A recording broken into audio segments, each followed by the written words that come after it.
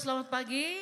Shalom, haleluya. Saya melihat wajah sukacita di tempat ini. Ada amin? Ya, terima kasih untuk kebaikan Tuhan. Ucap syukur untuk segala pemeliharaannya.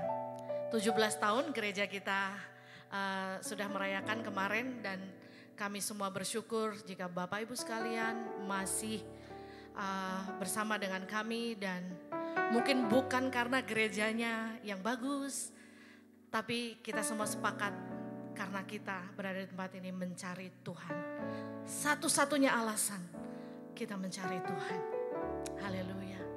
Mari kita sembah Dia, mendekat dan mencari wajahnya, bergantung kepada Dia.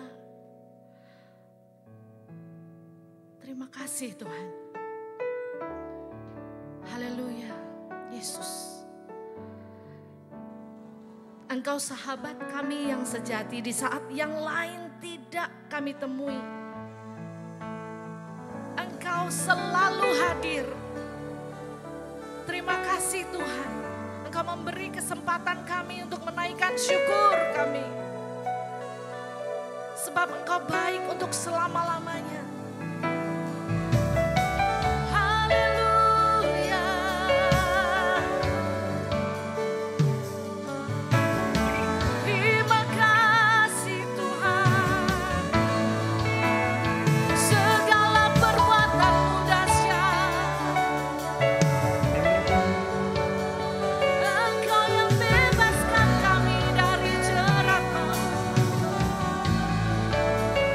Lepaskan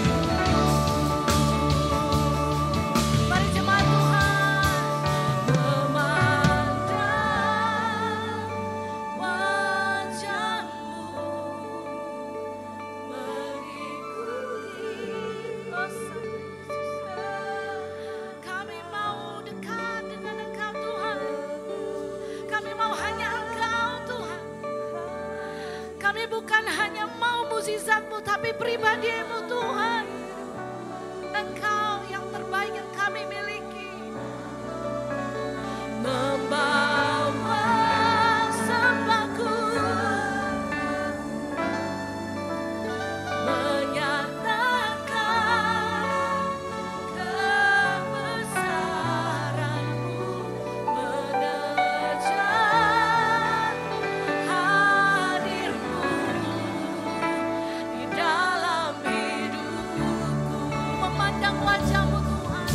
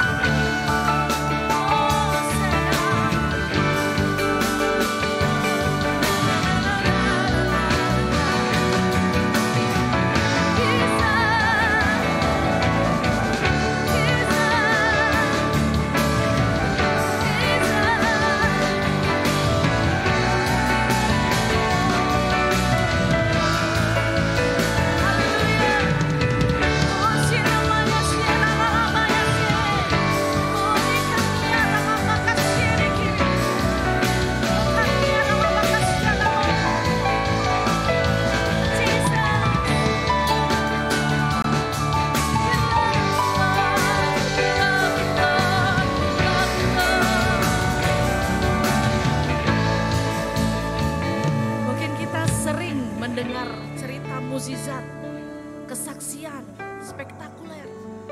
Kita ingin mengejar itu. Kita suka dengan apa yang Tuhan kerjakan. Tapi pagi ini saya mau mengajak, kita bukan hanya suka kepada apa yang Tuhan karyakan, tapi kita mau nyatakan, Tuhan aku suka kepada pribadi-Mu. Tuhan aku cinta kepada Engkau. Jesus, terima kasih. Mari nyatakan, aku mengasihi-Mu Tuhan. Jesus. Jesus. I love you, I love you, I love you. I love you, I love you, I love you. Yes. I love you, I love you, I love you.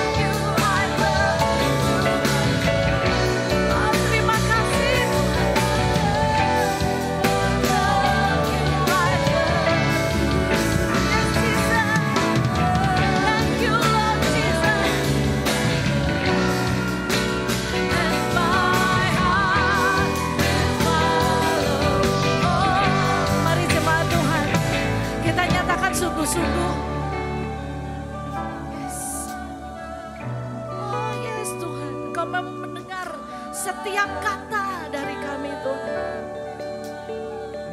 Engkau mendengar Tuhan. Engkau mendengar Tuhan. Setelah semua yang kami lalui, kami mau nyatakan, yes Jesus, I love you, I love you. I love you, oh Tuhan. Tidak mudah Tuhan, tapi kami tahu Engkau membawa kami terus dekat. I love you, Lord. My heart will follow. Oh, I love you, Lord. I love you, I love you, I love you. Yes, Jesus. I love you, I love you, I love you. I love you, I love you, I love you. And my heart will follow. Oh, after you. And my heart. And my heart will follow. Only after you. And my heart. And my heart will follow. Only after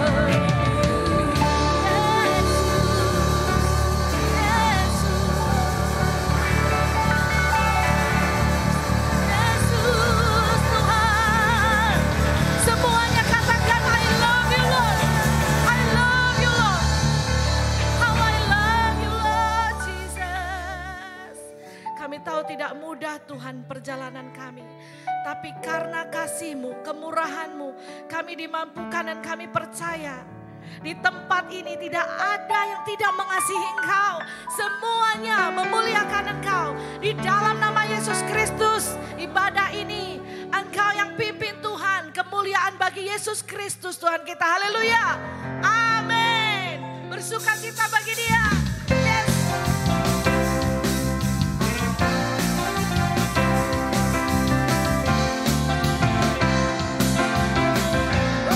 Haleluya.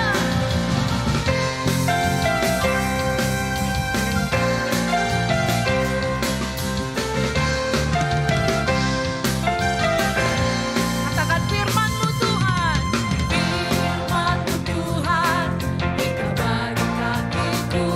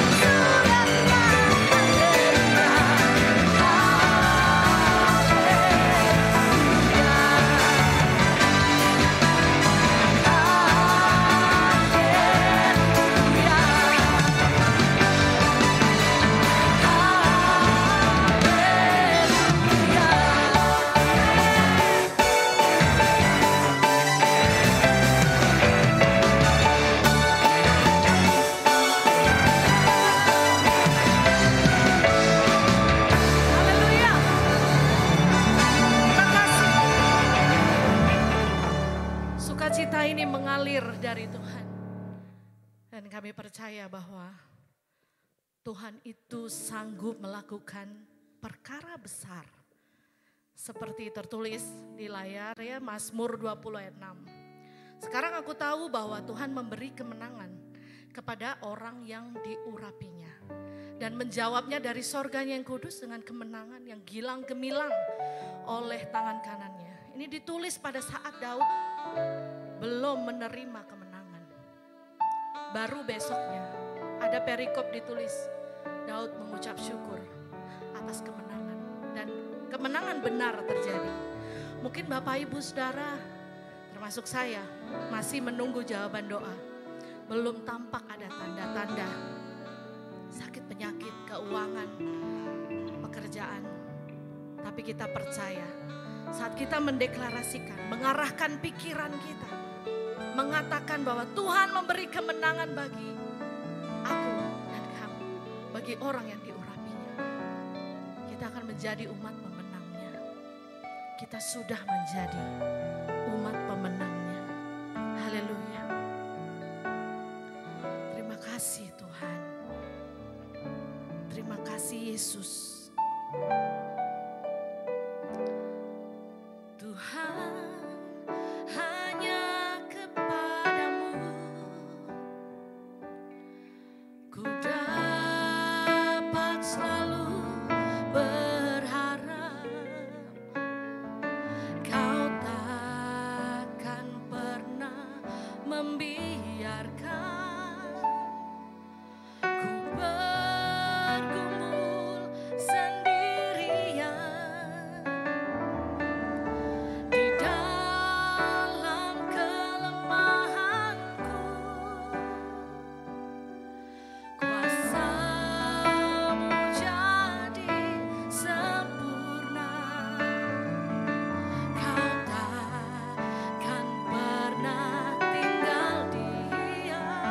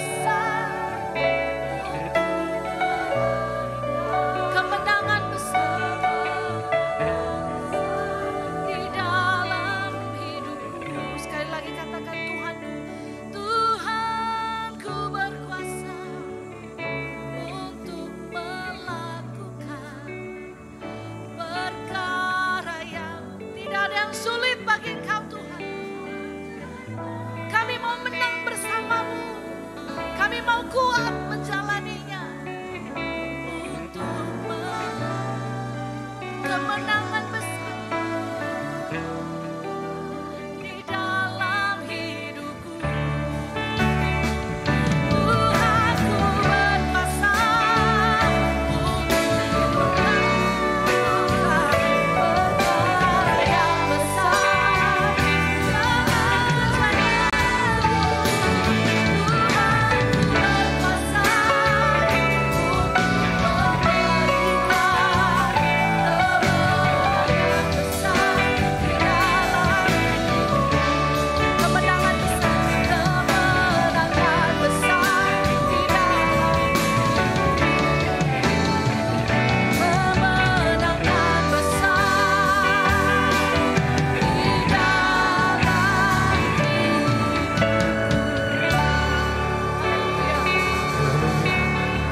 Berikan kemuliaan bagi Tuhan kita. Karena Dia Allah yang paling besar. Allah yang tahu segala kelemahan kita. Allah yang tahu segala kebutuhan kita. Allah yang tahu akan segala yang kami butuhkan dalam hidup ini. Engkau punya kuasa melampaui segala yang ada di muka bumi ini.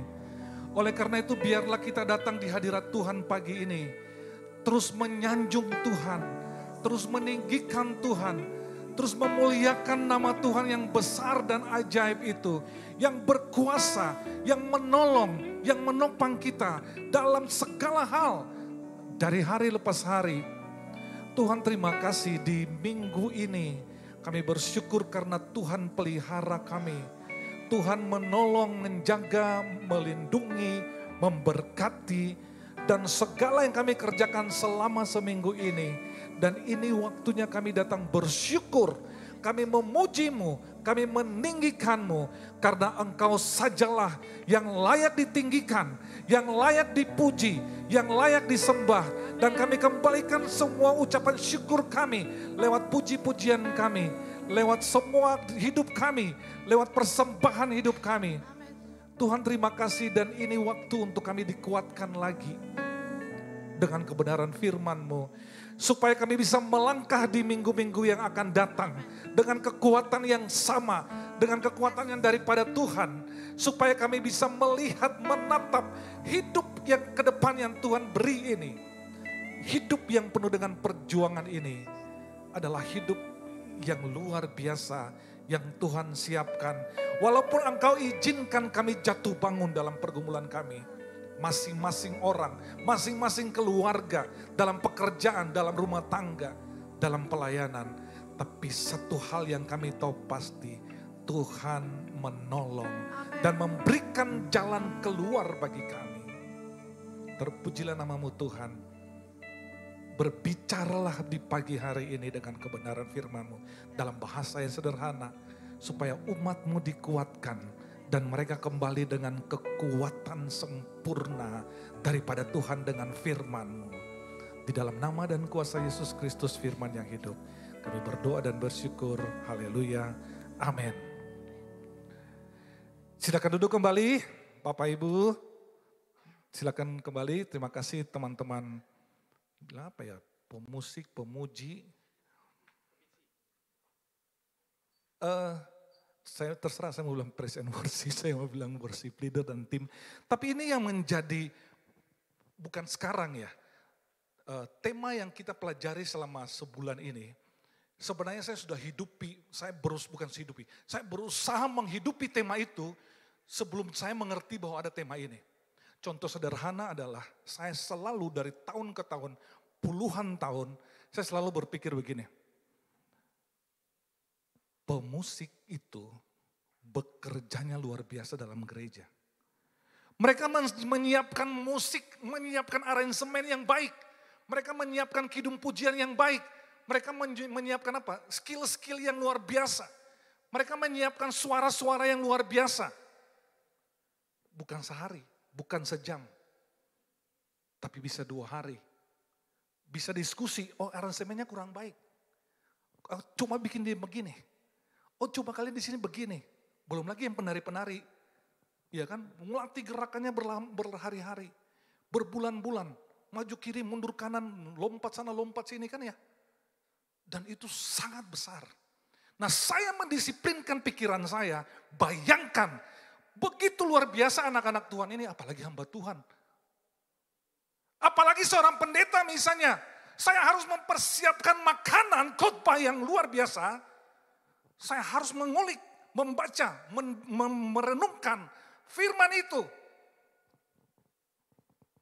Supaya bisa berimbang dengan teman-teman yang pemuji-pemuji ini loh. Itu bukan sekarang ya Bapak Ibu ya, dari lama. Dari lama saya berpikir tentang itu. 20-an tahun ketika saya di Jawa sini. Bagaimana anak-anak muda yang datang dengan segala kekurangan, kelebihan. Mereka mending pilih belajar daripada berlatih di gereja kan. Tapi mereka ambil bagian ini. Dan saya mendisiplinkan diri saya. Pikiran saya juga harus mempersiapkan diri saya. Betul-betul. Bukan saja mempersiapkan khotbahnya. Ketika Pak Steve, saya sudah bilang berkali-kali Bapak Ibu di sini. Ketika Pak Steve hubungi saya biasa 2 bulan ya, PES. Bisa kapan? Ini bisa. Saya stopkan semua kegiatan saya. Saya berhentikan semua yang harus saya ke sini, begini saya berhentikan. Oke, PES di sini PES. Dari situ saya tanya, temanya apa PES? Temanya ini. Saya di motor, saya di jalan, saya di kelas, saya memikirkan tentang tema ini mau bawa kemana nih. Mau beri makan apa kepada umat dengan firman nih. Mau menjelaskan firman ini bagaimana kepada umat nih. Karena kita bilang kita datang ke gereja kan hanya cuma begini, dua searah gini. Belajar gitu, bukan mahasiswa yang saya harus tanya, saya harus jawab, mereka harus jawab. Kalau saya benarin. Tapi ini saya harus berbicara tentang firman, saya harus mengeluarkan isi firman yang ada di Alkitab kepada umat, supaya umat, oh iya ya maksudnya begini ya. Nanti aplikasi itu gampang disebutin, terserah. Nah itu, saya disiplinkan pikiran saya bertahun-tahun, puji Tuhan kali ini dia judulnya itu, Discipline the Mind. Mendisiplinkan pikiran, banyak hal yang bisa disebutkan tentang mendisiplinkan pikiran. Kadang-kadang kita bicara tentang mendisiplinkan diri. Sebenarnya bicara tentang mendisiplinkan pikiran, bicara bagaimana itu mendisiplinkan hasil dari yang kita pikirkan. Atau memikirkan sesuatu, mendisiplinkan apa yang kita pikirkan. Ya, jadi ini pikiran. Apa yang kita pikirkan, biasa orang bilang, oh kita berpikir tentang hal negatif. Ada hal yang positif. Lalu kita berusaha untuk mendisiplinkan, meminimalisir pikiran-pikiran itu. Yang positif dikembangkan, yang negatif dikurangi. Inilah yang bilang pikiran, bagaimana kita bisa berpikir. Hasil dari berpikir itu adalah namanya pikiran. Hasil dari memikirkan sesuatu, itu adalah pikiran. Jadi ketika PS bilang saya berkhotbah, saya memikirkan panjang lebar tuh. Apa ya yang harus saya bicarakan? Ini berpikir. Ini pikiran yang harus saya utarakan. Lalu tugasnya pikirannya apa misalnya gitu? Ya tugas pikirannya itu apa? Gitu. Saya mencari nanti baru saya bicara di firman. Pikiran itu tugasnya adalah bagaimana bisa mengontrol, bagaimana bisa menjaga seluruh hidup kita, diri kita, atas berbagai hal terjadi di sekitar kita. Jadi pikiran itu yang mengontrol kita. Nanti bilang kemauan lah, keinginan lah, macam-macam yang saya jabarkan di 3 poin saya. Tapi ini fungsi pikiran itu, bagaimana bisa mengontrol diri kita. Lalu apa kata firman Tuhan? Ketika kita bicara pikiran itu bisa mengontrol hidup kita, pikiran itulah yang bagaimana bisa melahirkan sesuatu. Saya berpikir terbalik sedikit. Bagaimana kita mendisiplinkan pikiran kita terhadap hal-hal yang negatif. Kalau positif kan gak usah disebutin. Bagaimana Bapak Ibu dan saya bisa mendisiplinkan pikiran kita terhadap hal-hal yang negatif. Itu juga disiplin. Ya, saya melihat 3 bagian. Saya kali ini khotbah agak berbeda kalau Bapak Ibu ikutin saya khotbah. Saya biasa khotbah itu tekstual. Sekarang saya mau khotbah tokoh.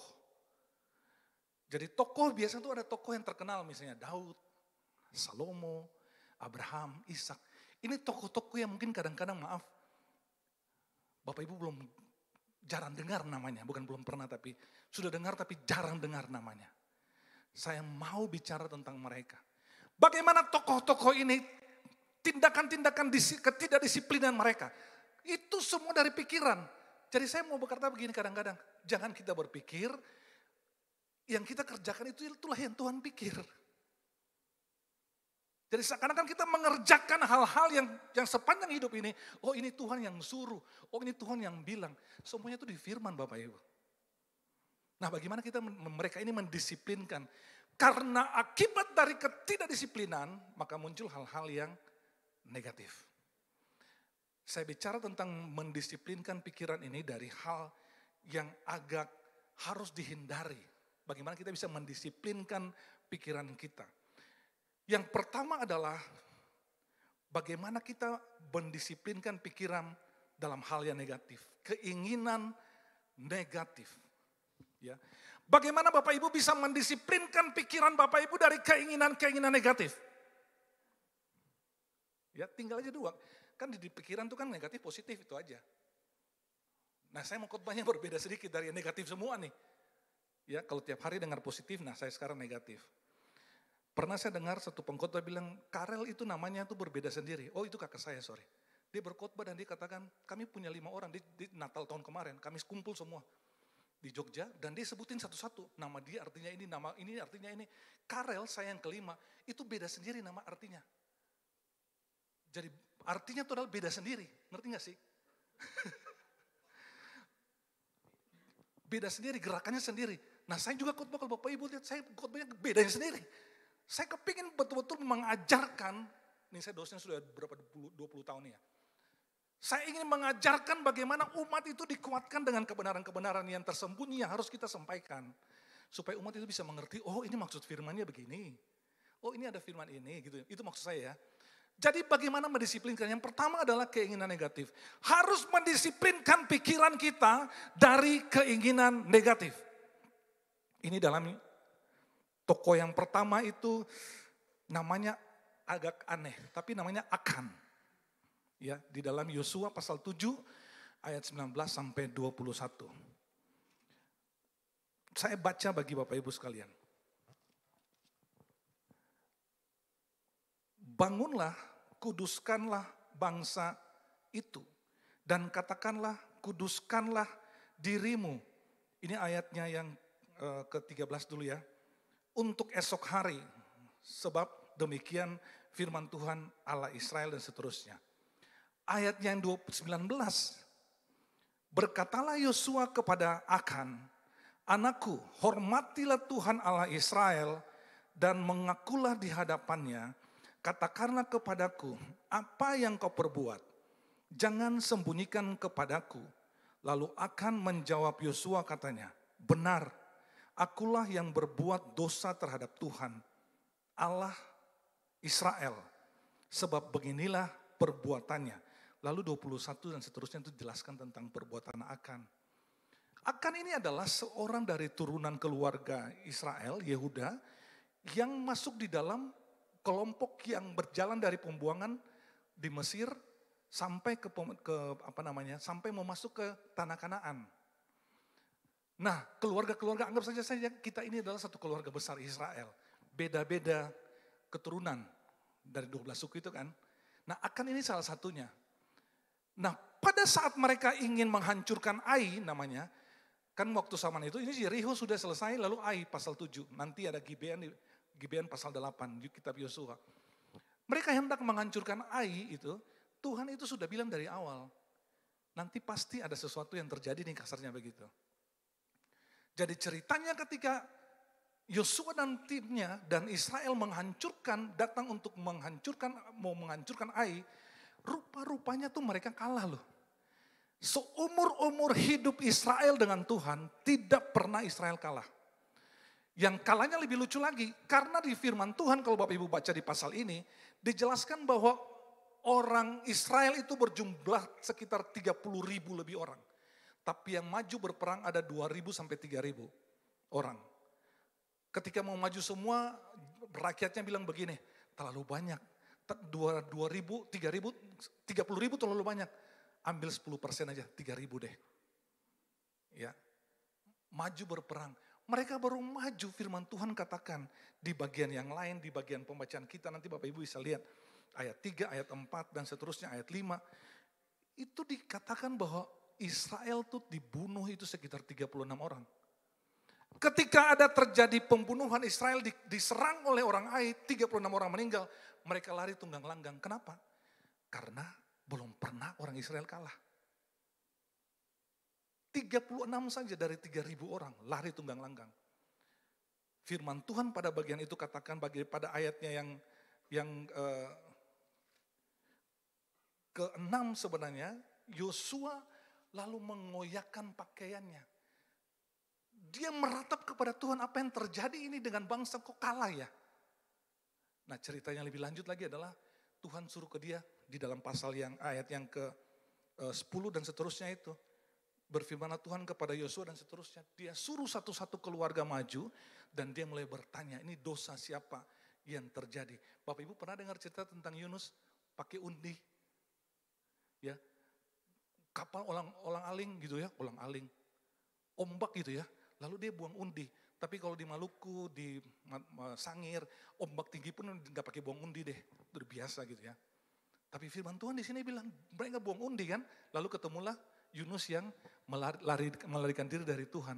Nah, sama dengan di sini, ketika terjadi persoalan, Tuhan bilang ke Yosua, panggil satu-satu keluarga, sebutin satu-satu. Lalu firman Tuhan yang saya tadi baca itu, rupanya ketemulah dia, bahwa ketika mereka ingin menghancurkan, kan peperangan itu Tuhan bilang kalau kalian berperang, zaman perjanjian lama ya, semua barang, semua ternak, jangan kalian ambil. Persembahkan kepada Tuhan. Ya, dan ini harus persembahkan kepada Tuhan. Tapi akan mencuri. Akan mengambil bagian itu. Dan kedapatanlah bahwa dia mencuri dan itu yang membuat Israel kalah. Satu orang loh, satu orang. Tapi apa dampak dari satu orang yang mencuri ini?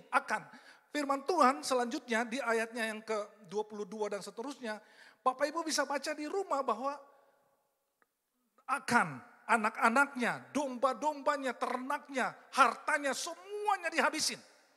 Bahkan dia dilempari sampai mati. Ini konsekuensi dari orang yang berlaku curang di hadapan Tuhan zaman perjanjian lama. Ini konsekuensi dari pikiran negatif. Wah, dia melihat sesuatu dan dia menginginkan. Dan dia punya konsekuensi adalah ingin memiliki harta yang bukan miliknya. Saya tulis di situ, menginginkan bagian yang bukan menjadi haknya. Menginginkan bagian yang bukan haknya, itu sebenarnya dari keinginan negatif di pikiran. Masa tiba-tiba amnesia langsung ambil barang, kan gak mungkin. Tiba-tiba tidur bangun ambil barang, kan gak mungkin. Tapi ketika dia menginginkan bagian yang bukan menjadi haknya, dia mencuri bagian Tuhan, hukuman Tuhan beri bagi dia. Ini yang saya katakan, menginginkan bagian yang bukan milik Tuhan. Menginginkan bagian yang bukan milik Tuhan itu dosa, kita tahu. Dan firman Tuhan bilang upah dosa ialah maut. Roma 6 ayat 23. Sebab upah dosa adalah maut. Kalau menginginkan barang punya orang, keinginan negatif, itu dosa dan itu bilang maut. Firman Tuhan di bagian ini buktikan akan masuk ke dalam bagian itu. Yaitu dia terima maut. Ya, yang luar biasa.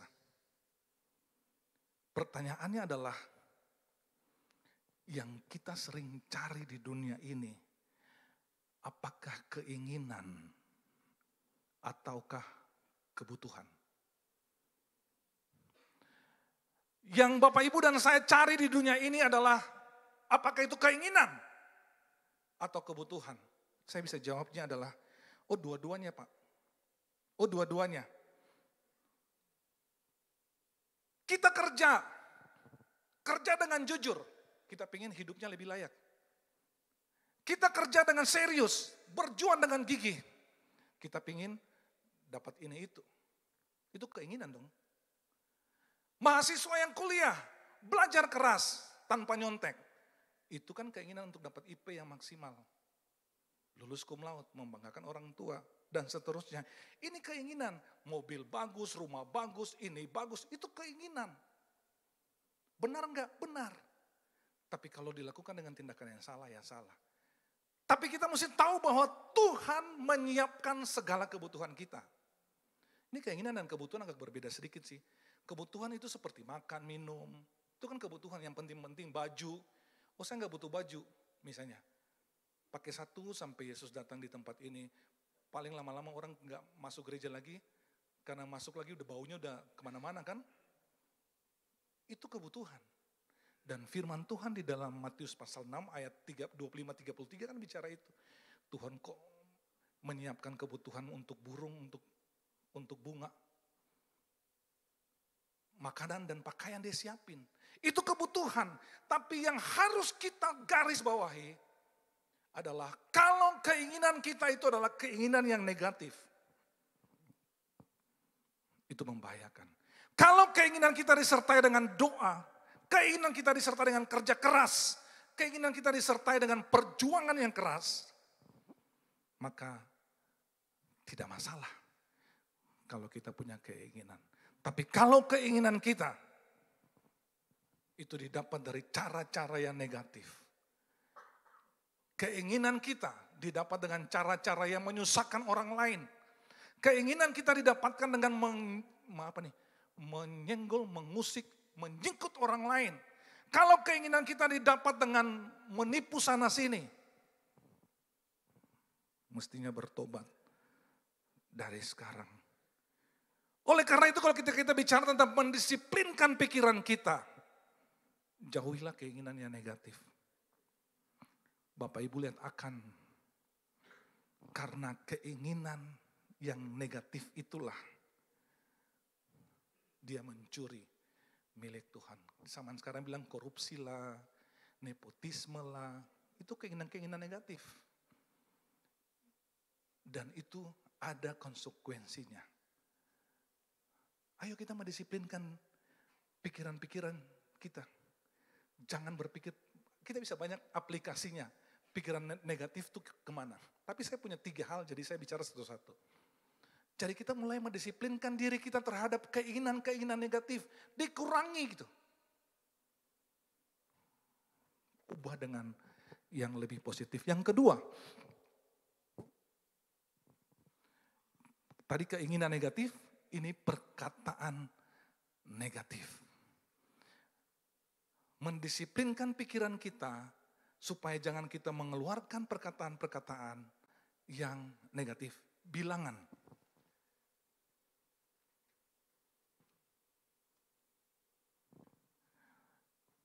Bilangan pasalnya yang ke-13, ayat 31 sampai 33. Nah, bagian ini dia bicara tentang ke-12 pengintai. Bapak Ibu pasti tahu ini nih. Tapi ada di situ yang namanya Joshua dan Kaleb. Di sini ada Kaleb yang bicara. 31. Tetapi orang yang pergi sana bersama-sama dengan dia berkata, kita tidak dapat maju menyerang bangsa itu karena mereka lebih kuat daripada kita. Juga mereka menyampaikan kepada orang-orang Israel kabar busuk tentang negeri yang diintai mereka dengan berkata, negeri yang telah kami lalui untuk diintai adalah suatu negeri yang memakan penduduknya. Dan semua orang yang kami lihat di sana adalah orang-orang yang tinggi-tinggi perawakannya. Juga kami melihat di sana orang-orang raksasa, orang enak yang berasal dari orang-orang raksasa. Dan kami lihat diri kami seperti belalang. Dan demikian juga mereka terhadap kami. Jadi ceritanya ketika hendak, ini kan nanti sampai kepada masuk Kanaan. Jadi sebelum masuk Kanaan itu Musa menyuruh 12 pengintai. Ya, 12 pengintai pergi dan pergi itu bulan, 40 hari lah lebih ya. Lalu mereka mengintai, ketika mereka mengintai, 12 itu pulang, 10 ini berkata yang negatif. Tapi hanya 2, ada Yosua, ada Kaleb. Bapak Ibu tahu, saya sebelum maju ke sini, Kaleb itu bukan suku yang harus mendapat pembagian tanah loh. Tapi karena tindakan perkataan positif dia, dari teman-teman yang lain, kalau Bapak Ibu baca nanti Yosua ke belakang, itu dia diberi tanah khusus dari 12 suku yang ada. Artinya bahwa Tuhan memberkati orang yang betul-betul berharap tetapi hidup betul-betul dengan Tuhan. Kalau kita bilang hidup positif ya, hidup positif nanti Bapak Ibu terjemahin sendiri. Ini perkataan negatif Bapak Ibu. Kita menemukan di sana mereka mereka lebih gitu ya. Mereka lebih besar dari kita atau dikatakan mereka memakan manusia. Mereka tinggi-tinggi perawakan. Mereka orang-orang raksasa. Kami seperti belalang. Saya pernah khotbah di sini, saya ingat saya bicara tentang Daud dan Goliat. Bapak Ibu ingat orang raksasa itu berapa orang saja? Cuma ada 5. 1 Goliat, sisa 4 lain. Makanya Daud pakai batu ali-ali bukan 1, dia masukin. Tapi mereka datang dan bilang, ini semua orang raksasa. Kita ini seperti belalang. Dan mereka memakan manusia. Nah, hal-hal inilah yang merupakan perkataan-perkataan negatif. Karena pikirannya, dia tidak bisa memanage pikirannya. Pikirannya itu selalu negatif, yang tadi saya bicara. Perkataan juga adalah perkataan negatif. Bapak Ibu pernah berjumpa dengan orang yang pikiran negatif, perkataannya positif? Itu tolak belakang bisa kabel bisa meledak gitu ya. Atau orang yang pikirannya positif ngomongnya atau perkataannya negatif? Pernah enggak? Saya kenal gembala ini dari dia mulai, kalau beliau cerita dia dulu kurus dan seterusnya, saya ketemu saat itu. Kurus, hitam. Bajunya itu aja 3 kali itu 5 gitu pokoknya. Tapi saya menjumpai beliau dari tahun 90-an sampai 2023 ini, 1 kali saja saya dengar kata negatif dari beliau, gak pernah ada muncul di kuping saya sama sekali. Bayangkan tuh, ini orang apa? Ya, kalau saya bilang istilah ke mahasiswa, kalian nanti kalau sudah dipuji gitu terus pulang beolnya lama, kawat semua yang keluar gitu. Beolnya kawat karena dipuji. Tapi saya mau bilang ini ke Bapak Ibu ya, saya mengenal gembala ini dari belum gembala. Apa berarti dulu? Sampai gembala, perkataan negatif itu gak ada keluar dari mulutnya. Sama sekali. Bapak Ibu pernah punya pengalaman dengan gembalanya kan? Gembalanya gak pernah bilang datang ke keluarga lain, jangan bilang-bilang ibu itu begini, jangan bilang-bilang mbak itu begini, gak pernah kan? Jadi dia datang ke seluruh jemaat ini dan bilang, jangan bilang-bilang, satu jemaat saling curiga dalam gereja nih. Gara-gara gembala bilang jangan bilang-bilang, semua datang duduk di gereja bingung. Lihat, oh dia itu, oh lo gitu katanya ya. Gak pernah saudara. Ini yang terjadi dengan apa yang terjadi dengan Kaleb. Dia tidak bicara negatif walaupun di sekitar dia semua bicara tentang hal-hal negatif. Perkataan-perkataan negatif, perkataan-perkataan yang tidak membangun, perkataan-perkataan yang kotor dan seterusnya. Tapi Kaleb tidak pernah bicara negatif di hadapan pemimpinnya, termasuk di depan bangsanya. Ini perkataan negatif. Kalau kita mau mendisiplinkan pikiran kita, harus ingat jangan sampai kita memikirkan, kita berkata negatif kepada semua orang. Mungkin saudara kecewa, lalu saudara bicara negatif.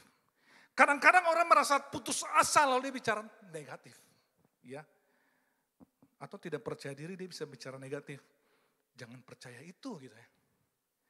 Atau mungkin dia tidak percaya Tuhan. Ini yang paling fatal. Lalu dia bicara negatif. Seharusnya kita terus mau hidup dengan perkataan-perkataan positif. Ya. Oh, kamu tidak sembuh. Udah berapa tahun sakit? Oh, pasti nggak sembuh nih. Susah penyakitnya. Itu negatif. Tolak dalam nama Bapa, Anak, dan Roh. Oh, kamu tidak sukses. Oh, kamu punya usahanya begini. Tolak dalam nama Yesus. Oh, kamu begini. Oh, kamu tuh studinya gak bisa-bisa selesai cepat gitu ya. Itu tolak. Perkataan-perkataan negatif yang datang kepada saudara. Tolak. Ya, jangan sampai saudara bilang, oh iya benar, saya gak sembuh-sembuh. Kamu tidak bisa ini, kamu tidak bisa itu. Mahasiswa-mahasiswa, dosen sekarang kan canggih-canggih ya. Dosen bukan seperti zaman dulu ya, gak marah-marah mahasiswa lagi ya. Ya, dosen gak marah-marahin lagi. Tapi kalau dosen mau bilang bodoh, saya gak pernah menggunakan kata bodoh kepada mahasiswa saya. Gak pernah, karena saking kalau saya bilang bodoh, dia akan bodoh terus sampai lulus dari kampus itu. Dan saya stres mengajar dia terus. Walaupun dalam hati saya, kok gak bisa-bisa gitu ya. Saya cuma bilang, dikit lagi, kamu pasti bisa deh. Dalam hati saya, padahal gak bisa nih, aduh gitu ya. Tapi saya mau ajarkan ke mereka bahwa, ayo harus diliputi dengan perkataan-perkataan yang positif. Supaya ini bisa berguna gitu. Kadang-kadang orang putus asa dia bisa berkata negatif. Kadang-kadang orang sakit hati dia bisa berkata negatif. Ya. Kadang-kadang orang, ya bagaimana ya, kalau bilang tante-tante gosip kan bapak-bapak juga tukang gosip sekarang ya. Sudah gak ada yang mana ya. Tapi gosip itu kan kadang-kadang penting juga satu-satu, tapi yang negatif banyaknya yang membahayakan gitu ya. Bapak Ibu tolong pakai perkataan-perkataan yang positif. Jangan pakai perkataan negatif. Karena kalau kita belajar dari Kaleb, ketika dia berkata positif, apa yang dia berhasil di belakang kan? Dia diberikan, Tuhan berikan dia khusus. Karena ini orang yang luar biasa. Ada dampak dari apa yang kita lakukan. Bapak Ibu sudah banyak mungkin dengar perkataan negatif dari orang. Kamu begini, kamu begitu, kamu jelek, kamu begini, keluargamu begini, hidupmu begini, usahamu begini, studimu begini, semua yang jelek-jelek. Tapi Bapak Ibu, Tuhan itu tidak pernah dong bicara kejelekan kita kan? Sama sekali. Kalau Tuhan itu bisa menyembuhkan seorang wanita sakit pendarahan 12 tahun, dia enggak bilang, lu sakit 12 tahun, kemana aja lo? Enggak. Perempuan 12 tahun sakit pendarahan, dia bilang sembuh-sembuh. Tidak pernah bicara negatif. Lazarus dia bangkitkan. Ya, dan kita mesti tahu, percaya bahwa ketika kita berkata hal-hal yang positif, itu sangat menolong kita. Menolong kita untuk bangkit. Ya, menolong kita untuk sembuh. Bapak Ibu, saya paling sederhana kadang-kadang nih, saya saking mungkin terlalu banyak hal di otak. Saya pergi ke kanan, saya bisa lewat kiri loh. Ngerti gak sih? Pakai motor tuh saya mau ke kanan sebenarnya, saya ke kiri loh. Apa yang saya kerjakan Bapak Ibu? Saya pakai helm. Karel, otakmu di mana gitu. Saya mendisiplinkan diri sendiri. Saya mungkin pernah cerita, nggak tahu ya.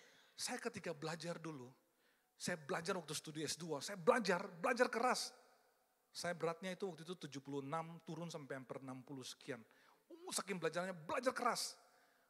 Kalau misalnya saya belajar dan ngantuk, saya bilang, mata kau sendiri yang gak mau buka ya. Saya salahin mata saya tuh. Atau saya salahin, siapa suruh kau lagi mahasiswa mau pergi nyanyi sana sini. Akhirnya kan, begini jalan. Saya salahin diri saya sendiri. Saya gak pernah salahin orang. Lu begini. Teman saya nyontek, sampai sekarang ada yang nyontek pun saya biarin aja. Karena saya merasa orang yang jahat, orang yang berlaku curang, itu tidak akan bisa banyak berkelebat di muka bumi ini kan. Jadi kalau kita menemui orang-orang jahat, kita menemui orang-orang curang, kita menemui orang-orang yang sakit hati kepada kita. Kita menemui orang-orang yang berkata jahat tentang kita. Kita menemui orang-orang yang berkata kotor tentang kita. Kita menemui orang-orang yang sumpahin kita kali. Tenang aja. Waktu mereka semakin lama di dunia, karena Tuhan tunggu mereka bertobat kan. Kalau mereka meninggal cepat itu berarti neraka dong mestinya ya. Tuhan suruh mereka bertobat supaya tinggal lama di dunia. Saya selalu berpikir kebalik-kebalik gitu loh. Pikir kebalik-kebalik. Tolong hilangkan perkataan negatif dari pikiran kita. Ya, jangan sampai gitu lah, shalom, shalom, sampai di sini saja. Di luar mencak-mencak. Ya, dan ada orang kalau di sini pasti dia nggak tahan di dalam gereja ini. Kalau ada orang seperti itu, mestinya dia nggak tahan. Pergi tempat-tempat lain, cari tempat yang lebih bisa anak muda bilang, circle-nya dapat gitu loh. Ya, mesti begitu. Perkataan negatif dihilangkan. Yang pertama adalah kita harus meninggalkan apa? Keinginan negatif. Kedua adalah perkataan negatif. Yang ketiga, saya ganti tadi, respon negatif. Supaya Bapak Ibu Saudara pulang ingat, KPR. Saya tadi ganti. Sebenarnya ini perbuatan, tapi saya tahu bahwa perbuatan itu adalah respon. Makanya saya pakai kata respon, supaya Bapak Ibu ingat, khotbah hari ini tentang KPR. Kredit Perumahan Rakyat. KPR ingat gitu ya. Jadi keinginan, perbuatan, respon. Perkataan, respon. Responnya negatif. Nah ini lagi, ini aneh juga di dalam teks Alkitab. Bapak Ibu belum pernah, semoga pernah. Buka di 2 Samuel pasal 6, saya 5 menit lagi selesai. 2 Samuel pasal 6 ayat 6-7.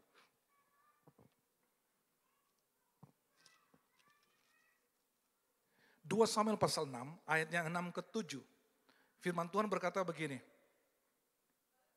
Ketika mereka sampai ke tempat pengirikan Nahon, maka Usa mengulurkan tangannya kepada tabut Allah itu, lalu memegangnya karena lembu-lembu itu tergelincir.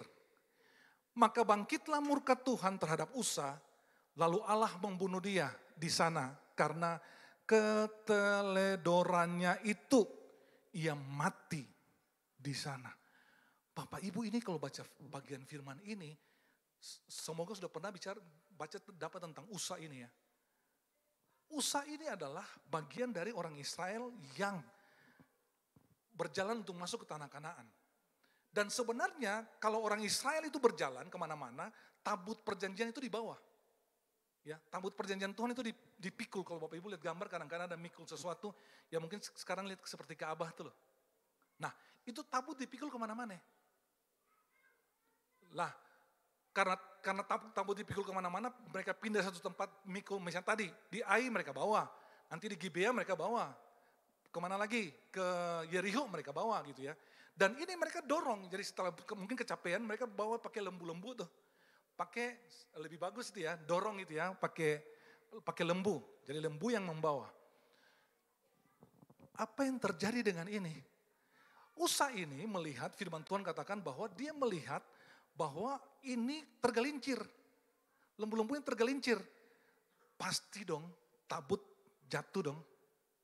Iya kan? Ketika tergelincir tabut pasti jatuh.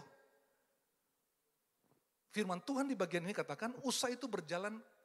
Usa itu sama saudaranya. Satu di depan, satu di samping. Usa di samping. Bayangkan Usa di samping ketika melihat itu. Respon Bapak Ibu gimana? Pasti pegang dong. Takut jatuh kan? Alkitab jatuh kan kita bisa bilang, oh Tuhan saya berdosa. Padahal gak ada hubungannya dengan dosa kan. Misalnya begitu, berusaha untuk pegang. Ini tabut. Tabut perjanjian itu adalah lambang kehadiran Tuhan. Mau tergelincir, Usa pegang. Usa pegang itu karena dia lihat lembu-lembunya mau tergelincir.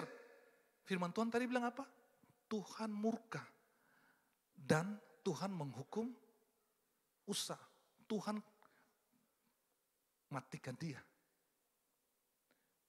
Gak masuk di akal sehat sebenarnya pikiran itu.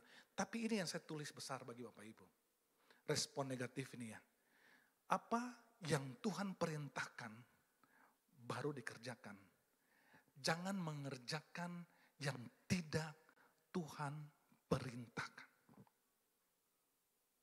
Apa yang Tuhan perintahkan, kita kerjakan.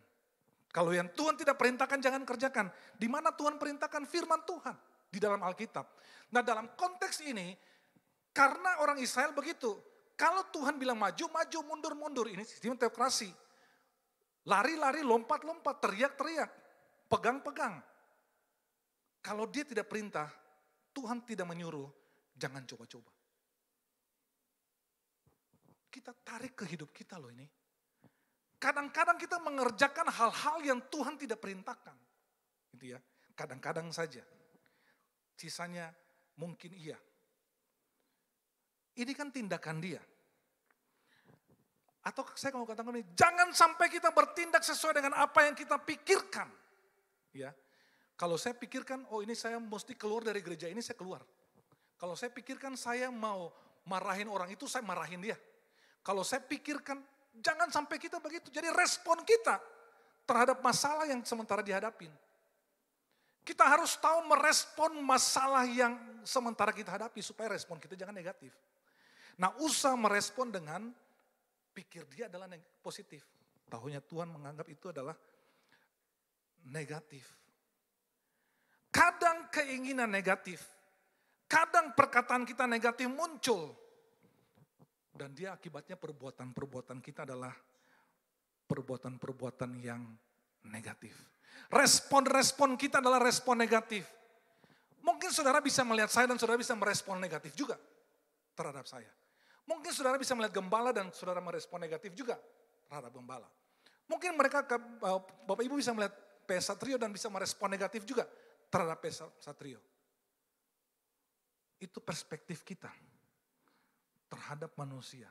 Tapi yang dari tadi saya katakan, kita jangan sampai merespon dengan yang negatif kepada apa saja, tentang apa saja.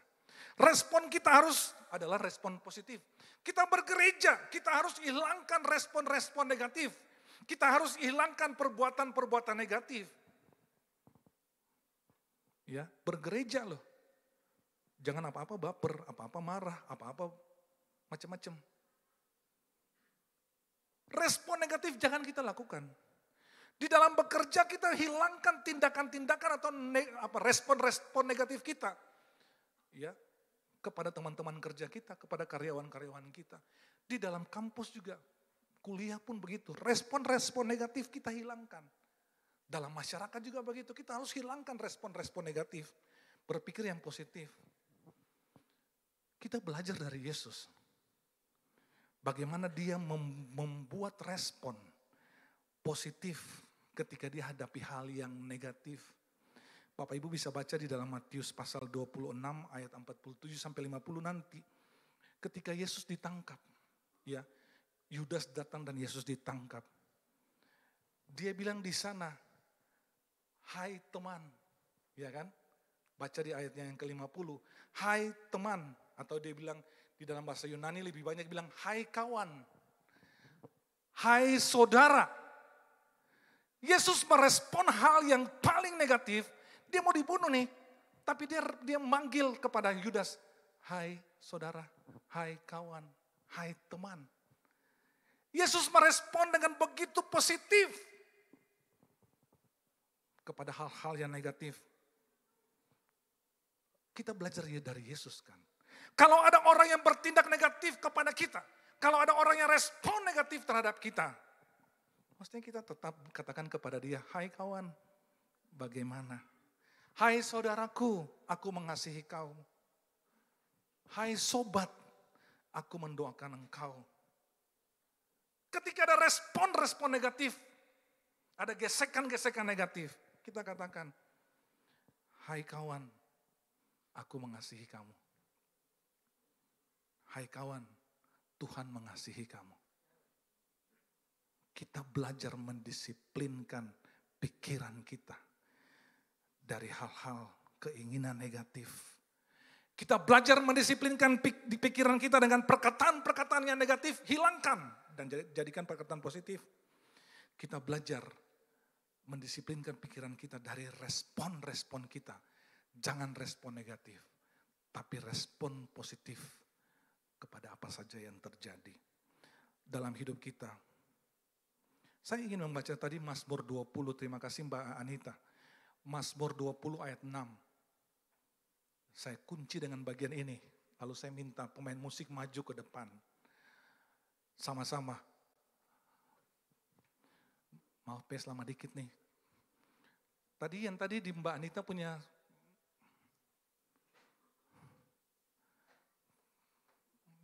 lagu terakhir.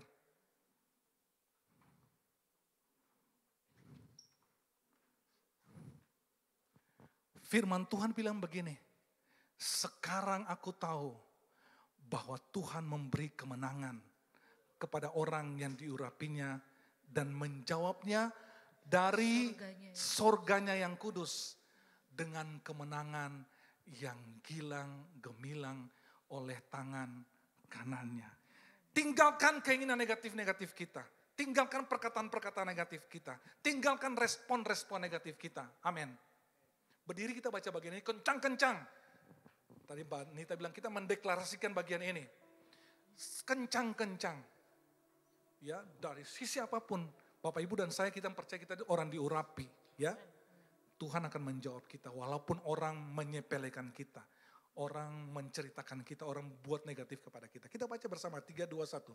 Sekarang aku tahu bahwa Tuhan memberi kemenangan kepada orang-orang yang diurapinya dan menjawabnya dari sorganya yang kudus dengan kemenangan yang gilang gemilang oleh tangan kanannya. Masih ada di kita bagian satu lagi bagian tadi yang ke-7. Itu menarik juga. Ayat berikut. Nah, bukan yang itu ya. Atasnya ya. Ini ayat 8. Maaf ya Bapak Ibu. Sorganya yang betul. Atasnya lagi sorganya yang kudus. Sudah, atasnya lagi? Ayat atasnya, ayat 5. Nah ini, paling gampang kita buka Alkitab kita deh. Ya.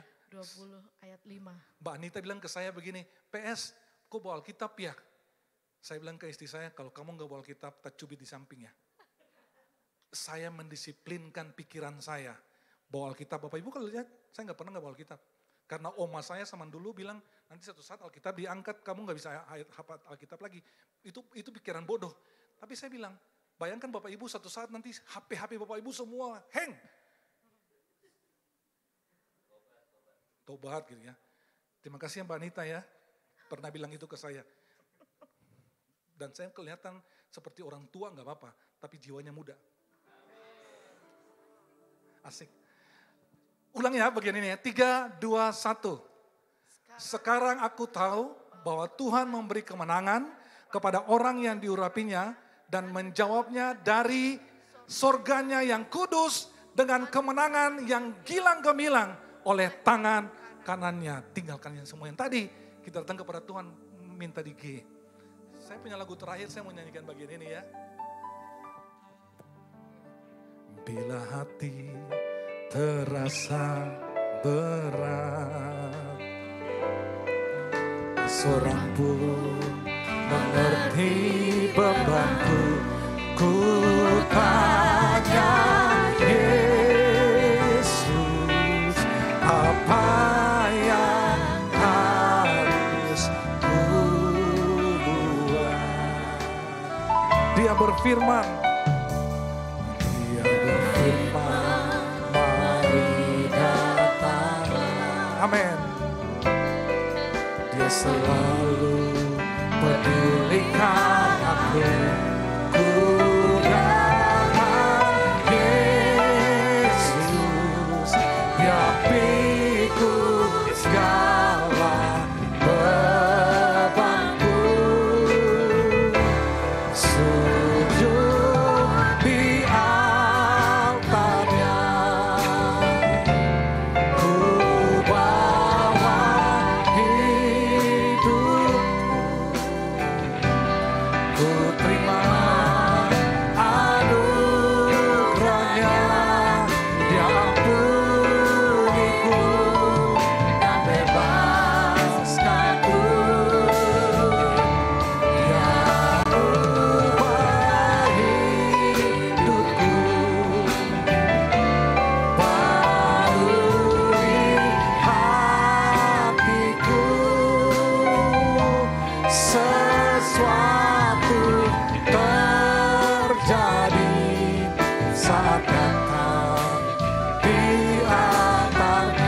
katakan sesuatu terjadi. Sesuatu terjadi. Mujizat terjadi. Mujizat terjadi. Pemulihan terjadi.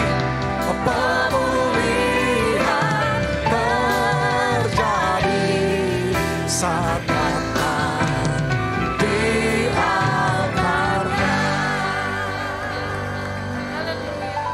tepuk tangan bagi Yesus Tuhan kita. Kami responi firman-Mu dan kami minta Roh Kudus mampukan kami untuk hidupi setiap perkataan Tuhan yang kami dengar pagi ini. Tidak ada keinginan negatif, tidak ada perkataan negatif, tidak ada respon yang negatif. Tuhan memampukan kami, urapi hamba-Mu, urapi kami semua di dalam nama Tuhan Yesus yang diberkati Tuhan. Sama-sama kita katakan. Tepuk tangan bagi Yesus Tuhan kita. Silakan duduk kembali dalam hadirat Tuhan. Thank you Pastor Karel yang sudah bagi isi hati Tuhan pagi hari ini. Saya percaya kita semua diberkati. Yang diberkati lambaikan tangan. Tepuk tangan bagi Yesus Tuhan kita. Amin. Kita dengarkan news. Silakan media.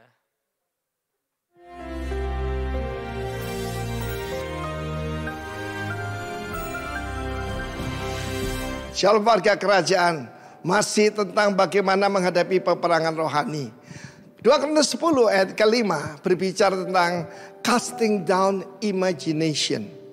Saudara tahu imajinasi itu bukan sesuatu yang real, ya. And every high thing that exalted itself against the knowledge of God. Dan firman Allah menunjukkan bagaimana kubu yang dibangun keangkuhan manusia. Apa ini? Tradisi manusia. Adat istiadat manusia. Kenapa Tuhan katakan kepada Abraham, keluar dari rumah bapakmu, keluar daripada bangsamu, karena diajarkan tradisi untuk menyembah berhala. Saya ketemu dengan banyak orang sudah ngaku Kristen, tapi dia berpikir secara duniawi. Oh, kalau orang laki itu biasa, masa berselingkuh dikatakan jajan, pantesan sakit perut saudaraku. Ya, bukan cuma itu saudaraku. Dikatakan kalau minum minuman keras itu pergaulan. Pergaulan. Saya menentang casual Christianity. Saya percaya tentang militant Christianity. Saudaraku, meskipun Christianity tidak ada dalam firman Allah, ya. Tetapi saudara, firman Allah mengatakan ada kubu-kubu yang dibangun dalam keluarga kita. Saya mau beritahu bahwa ada saja keluarga yang kubunya itu kawin cerai di dalam keluarga itu. Dianggap itu cuma selembar kertas. No, it's a covenant. Itu perjanjian. Dan itu adalah miliknya Tuhan. Itu kan diantara kita berdua saja. Tidak. Itu tipu daya daripada iblis. Dan firman Allah mengatakan kita harus punya kuasa. Dinamo itu tadi. Mighty in God. Dan pakai seluruh senjata Allah. Perlengkapannya semua harus dipakai, ya. Dan jangan lupa dalam perlengkapan tentara Romawi, bagian belakangnya itu tidak ada perlindungan. Jadi jangan pernah lari dari pertempuran. Hadapi, ya. Kita harus menghadapi, saudaraku. Puji nama Tuhan. Kita tahu Kaleb bin Yefune. Yefune itu apa artinya? Seseorang yang siap menghadapi. Saya minta semua anak Tuhan siap menghadapi, tidak lari, ya, tidak melarikan diri. Karena itu saudaraku, Tuhan tidak memberkati pengecut. Tuhan tidak memberkati pecundang. Tetapi bagi mereka yang mau belajar firman Allah. Bagaimana kita mengenali strategi iblis? Yaitu dengan membaca firman Allah. Di sana penuh dengan strategi. Salah satu buku yang saya baca adalah bagaimana Moshe Dayan, yaitu menghadapi musuh-musuh Israel tahun 67, 73 dan sebagainya. Dia membacanya di Alkitab. Bagaimana menghadapi keturunan Edom. Bagaimana menghadapi keturunan Aram. Bagaimana menghadapi ini, menghadapi itu. Semuanya tertulis di sana. Jadi jangan terima Alkitab ini. Ada yang anggap Alkitab ini pil tidur, saudara. Ya, mau tidur tidak bisa baca kitab imamat. Jangan, saudara. Bahkan kitab imamat itu mengajarkan sesuatu yang luar biasa. Yaitu holiness. Kita ini adalah umat yang kudus. Kepunyaan Allah sendiri. Karena itu saudaraku, kubu-kubu yang dibangun iblis dalam keluarga kita, entah kawin cerai ataupun saudaraku kedagingan, kerakusan, kita buang semua dan kita menundukkan diri, segala pikiran kita menaklukkannya kepada Tuhan Yesus Kristus. Ayat 6 berkata, kami siap sedia menghukum setiap kedurhakaan bila ketaatan kamu telah menjadi sempurna. Siapa yang kita hukum? Diri sendiri. Ya, segala perlawanan kepada firman Allah. Saya begitu prihatin ketika ada seorang profesor yang pernah bicara di pertemuan seluruh STT Sekolah Tinggi Teologi Indonesia berkata bahwa ini Alkitab ini mengandung firman Allah. Begitu beliau duduk samping saya. Karena saya tuan rumah, saya tanya, Pak, bagaimana tulisan Rasul Paulus? Oh, kita harus debatkan dulu, kata beliau. Saya begitu sedih mendengarnya, saudara. Jangan tertipu dengan segala pengajaran liberal, segala pengajaran cessation yang mengatakan mujizat sudah tidak ada. Be mighty in God. God bless you. Amin.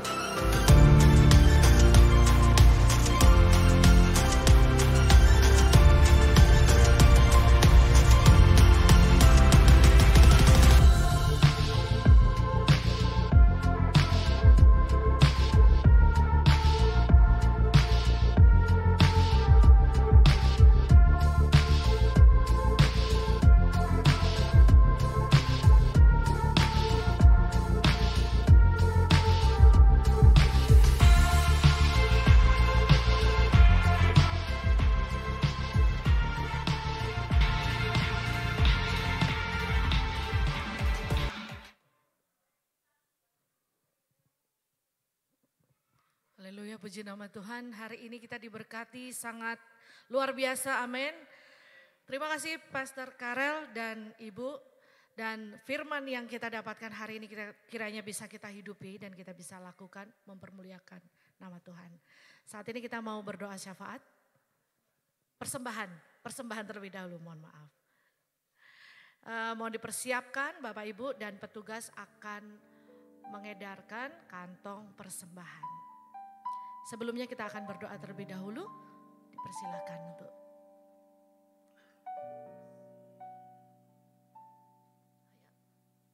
Di sini Pak ya.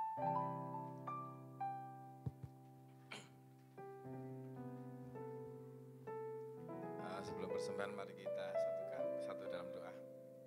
Bapak, terima kasih Tuhan. Kami telah Kau berikan kesempatan untuk mendengarkan firman. Kami juga berdoa Tuhan untuk Pastor Karel yang telah menyampaikan kehendak-Mu, menyampaikan firman-Mu Tuhan. Biarlah firman itu bisa menjadi rema di dalam kehidupan kami. Berkati hamba-Mu yang telah menyampaikannya dan Kau jadikan lebih lagi Tuhan, lebih luas lagi ketika ia menyampaikan firman-Mu untuk kerajaan-Mu. Diberkati Pastor Karel di dalam kehidupannya sekeluarga. Terima kasih Tuhan. Dan saat ini Tuhan, bagian kami memberikan persembahan apa yang sudah kami terima daripada-Mu Tuhan. Sebagai bentuk ucapan syukur, sebagai bentuk ketaatan kami. Biarlah apa yang kami berikan Tuhan bisa menjadi bermanfaat bagi perluasan kerajaan-Mu di gereja ini Tuhan. Kami mohon kepada-Mu Tuhan untuk Engkau berkenan menerimanya persembahan ini di dalam nama Tuhan Yesus Kristus. Haleluya. Amin.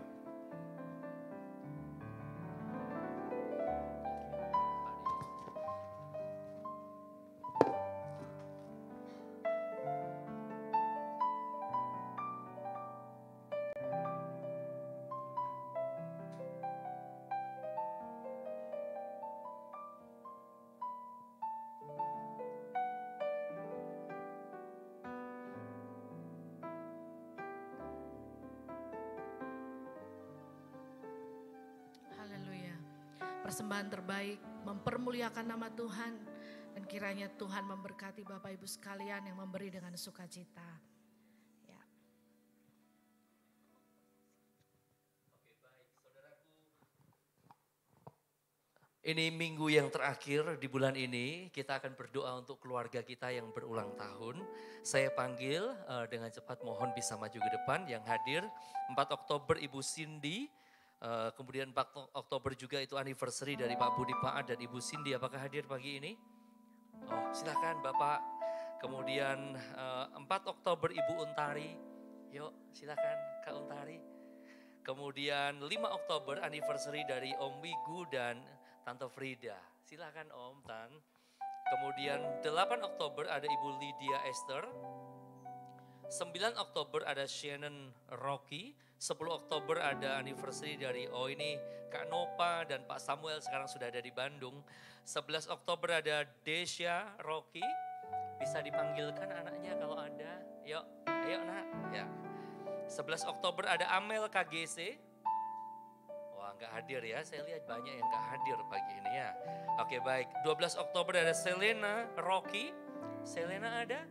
Ayo, didoakan Selena. Tolong dipanggil di ruang Rocky. 13 Oktober ada anniversary dari Bapak Adi dan Ibu Melia. Mungkin nanti ibadah yang kedua beliau hadir. Kemudian 15 Oktober ada Timmy KGC. 16 Oktober ada Di Rocky. 18 Oktober ada Bapak Danang. Kemudian 19 Oktober Bapak Tony Patria. Tidak hadir. Kemudian 21 Oktober Oi Rocky. 22 Oktober ada Stephanie Judith. Stephanie silahkan nak. Kemudian ada tanggal 27 Oktober ada Pak Krislatu Perisa.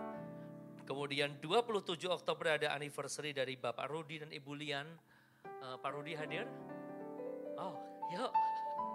Bu Lian lagi di rumah karena bersyukur atas anugerah Tuhan. Sudah lahir putri terkasih. Selamat ya Pak Rudi. Kemudian 28 Oktober ada Siko dan Riko, Rocky. Iya, Siko Riko ada. Yuk. Kemudian ada 28 Oktober Bapak Tatang. Om, mari Om. Nah ini pas tepat hari ini. Wah ini spesial ya. 29 Oktober ada Danendra KGC. Wah, ayo sini Danen. Kemudian di hari yang sama 29 Oktober itu rupanya Ibu Lian juga ulang tahun ya hari ini. Nanti salam kami buat Ibu ya Pak. Oke, 21 Oktober itu anniversary dari Bapak Agus Steven dan Cynthia, Ibu Cynthia. Oh itu 31 Oktober. 29? 29. Oh, ampunilah salah tanggalnya. Oke, baik. Kita akan revisi nanti ya, 29. Berarti tepat hari ini. Mantap. Adakah Bapak Ibu yang belum saya panggil yang berulang tahun di bulan ini ada? Tolong lambaikan tangan. Ada? Ayo sini geser sini. Ada yang berulang tahun di bulan ini? Yang belum dipanggil? Cukup ya? Oke baik. Ayo kita bangkit berdiri bersama-sama. Kita arahkan tangan kita buat keluarga kita yang berulang tahun di bulan Oktober ini. Hati kami melimpah dengan syukur. Bapa Engkau sangat baik. Kami percaya kalau sampai hari ini kami ada semua karena anugerah dan kemurahan Tuhan. Dan kami bersyukur bersama dengan keluarga kami yang merayakan ulang tahun di bulan ini. Ulang tahun pribadi maupun ulang tahun keluarga.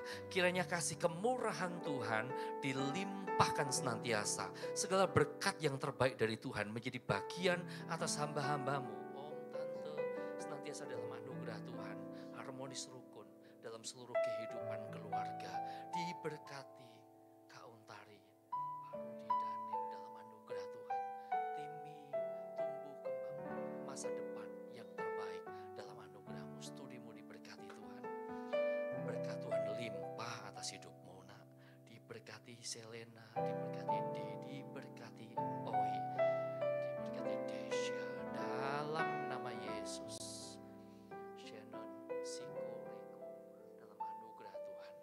Stefani Bapak, di dalam nama Tuhan Yesus, Pak Budi dan juga si Cindy, anugerah Tuhan sempurna atas kehidupan hamba-Mu. Di dalam nama Yesus, Om Tatang, dalam anugerah berkat dan rahmat Tuhan, dalam nama Yesus. Terima kasih untuk keluarga muda ini Tuhan, hari ini anniversary mereka. Aku minta segala yang terbaik dari Tuhan menjadi bagian atas hidupmu.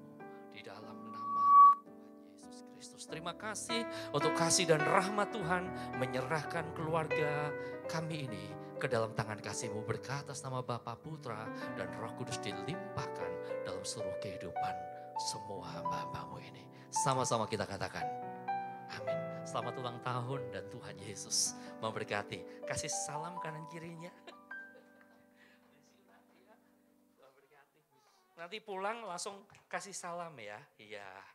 Halo Tos. Yes. Yes, yes. Iya, bless you nak. Tante, Tuhan berkati. Tuhan berkati ya. Yes. Oke. Kita sebelum akhiri kita akan naikkan syafaat kita. Mari tetap kita bangkit berdiri. Kita berdoa. Silahkan hambanya yang berdoa syafaat. Dipersilahkan. Mari Bapak Ibu sekalian kita satu di dalam doa. Ya Bapak, kami anak-anak-Mu sepakat di dalam doa mengucap syukur atas kasih-Mu bagi kami semua. Kami mengucap syukur atas penyertaan Tuhan selama 17 tahun ini bagi gereja kami GBI Rock Sejahtera. Yakin dan percaya bahwa Tuhan akan senantiasa menyertai kami di tahun-tahun yang mendatang. Kiranya setiap jemaat yang ada di gereja ini tidak hanya menerima berkat yang luar biasa, tapi juga boleh Tuhan pakai sebagai saluran berkat bagi banyak orang. Kami mengucap syukur Tuhan untuk Bapak Gembala kami, Bapak Stefanus beserta Ibu Nike. Kiranya Tuhan menambahkan hikmat dan kasih. Dan kiranya penyertaan dan pemeliharaan Tuhan sempurna atas Bapak Gembala sekeluarga. Kiranya Tuhan juga melimpahkan berkat dan hikmat untuk Pastor Satrio sekeluarga, Pastor Harry sekeluarga dan seluruh leader di tempat ini. Biarlah kiranya hikmat Tuhan saja yang memampukan untuk melayani jemaat Tuhan di tempat ini. Kiranya berkat Tuhan boleh melimpah atas jemaat-Mu di tempat ini. Kami mau serahkan setiap generasi di gereja ini dalam kasih-Mu. Rocky dan Roket kiranya bertumbuh sempurna dalam kasih Kristus, menjadi anak-anak yang senantiasa menyukakan hati Tuhan. Kami juga berdoa bagi generasi muda di KGC, biarlah generasi ini boleh menjadi generasi yang militan, generasi yang berapi-api dalam melayani Tuhan dan menjadi generasi yang kuat dalam Kristus untuk melawan segala rencana-rencana jahat iblis yang mau melemahkan anak-anak Tuhan. Setiap jemaat-Mu di tempat ini juga boleh senantiasa ada dalam perlindungan-Mu Tuhan. Bagi jemaat yang dalam keadaan sakit Tuhan sembuhkan, yang berbeban berat Tuhan hiburkan, yang lemah Tuhan kuatkan. Kiranya Tuhan saja yang menyertai dan menjadikan berhasil segala yang kami kerjakan. Tuhan, kami mau serahkan rencana-rencana gereja kami ke depan, ke dalam tangan pengasihan-Mu. Ibadah Natal yang sudah semakin dekat, kami mau serahkan di dalam nama Yesus, biarlah segala sesuatunya boleh berjalan dengan lancar.